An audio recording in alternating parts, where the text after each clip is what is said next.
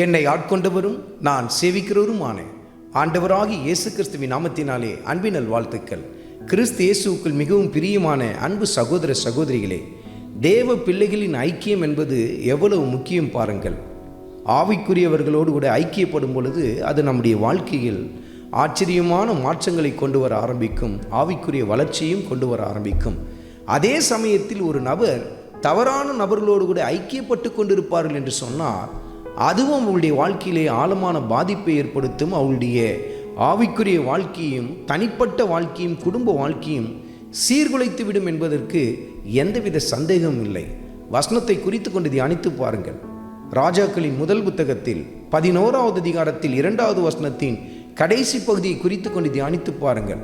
Solomon அவர்கள் மேல் ஆசை வைத்து அவர்களோடு கூட ஐக்கியமாக இருந்தான் என்று சொல்லி கர்த்தருடைய ஆவியானவர் ஒரு காரியத்தை சுட்டி காட்டுகிறார். யாரோடு கூட நீ ஐக்கியப்படக்கூடாது என்று சொல்லி கர்த்தர் தன் பிரமாணத்தில் சுட்டி காட்டினாரோ அந்த காரியத்திற்கு முற்றிலும் எதிரான ஒரு காரியத்தை சாலமோன் செய்ததை நாம் பார்க்க முடியும். அந்நிய பெண்கள் மீது சாலமோன் ஆசை வைத்து அவர்களோடு கூட அவர் ஐக்கியப்பட்டு காணப்பட்டதினால் தன்னுடைய ஆவிக்குரிய வாழ்க்கையை அவர் சிதைத்து கொண்டார். அது மாத்திரமல்ல, அவருக்கு கொடுக்கப்பட்ட தேவ மகிமையையும் அவர் இழந்து போனதை நாம் பார்க்க முடியும் அல்லவா?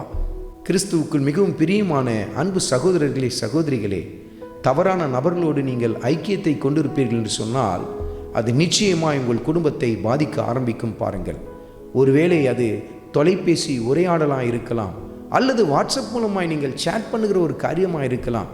இவர்கள் தவறான நபர்கள், இவர்களோடு கூட நாம் ஐக்கியப்படுவதனால் இது நம்முடைய பரிசுத்த வாழ்க்கையை சீர்குலைத்து விடும் என்று சொல்லி தெரிந்தும் நீங்கள் அவர்களோடு கூட அந்த தொடர்பை தொடர்ந்து கொண்டிருப்பீர்கள் என்று சொன்னால் நிச்சயமாய் அது உங்கள் வாழ்க்கையை பாதிக்க ஆரம்பிக்கும். பாருங்கள், சாலமோன் அதற்கு நல்ல உதாரணமாய் காணப்படுகிறார் அல்லவா?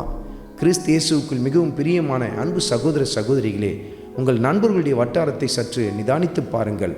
ஆண் நண்பர்கள், பெண் நண்பர்களை சற்று நிதானித்து பாருங்கள். அவர்கள் எந்த நோக்கத்திற்காக உங்களோடு கூட பழகுகிறார்கள், நீங்கள் எந்த நோக்கத்திற்காக அவர்களோடு கூட பழகுகிறீர்கள் என்பதை சீர்தூக்கி பாருங்கள் என்று சொல்லி கர்த்தருடைய ஆவியானவர் சுட்டி காட்டுகிறார். இவர்களோடு கூட பேசுவது, பழகுவது, இவர்களை பார்ப்பது தவறு என்று சொல்லி கர்த்தருடைய ஆவியானவர்களுக்கு சுட்டி காட்டுகிற அந்த சமயத்தில் தானே உடன்தானே அவர்களை விட்டு விலக ஆரம்பியுங்கள் என்று சொல்லி கர்த்தருடைய ஆவியானவர் சுட்டி காட்டுகிறார்.